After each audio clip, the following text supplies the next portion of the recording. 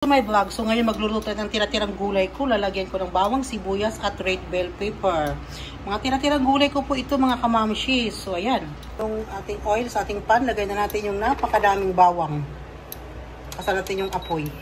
Nakalimutan kong lakasan yung apoy. Lagyan natin ng maraming bawang para hindi tayo makaswang. Lagyan natin yung ating bawang maging golden brown. Yung bawang is golden brown na, lagay natin yung ating onion. Natin ilagay yung ating onion, lagyan natin ng slice na butter. Sa ating butter, lagyan na natin yung ating red bell pepper. Natin yung ating carrots. Sabay ko na yung beans, carrots at saka red bell para naman crunchy yung ating carrots. So atin ang halo-haluin. Pasan natin yung apoy habang hinahalo-halo natin yung ating carrots, beans at yung ating red bell pepper para maluto. Natin ang paminta. Natin ang Knorr seasoning para pampalasa. Kunti lang.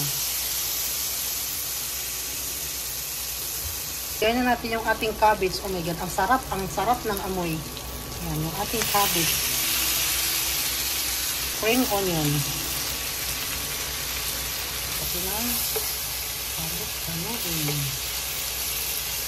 ayan na, luto na yung ating vegetable with butter. So let's eat. Thanks for watching. See you on my next vlog.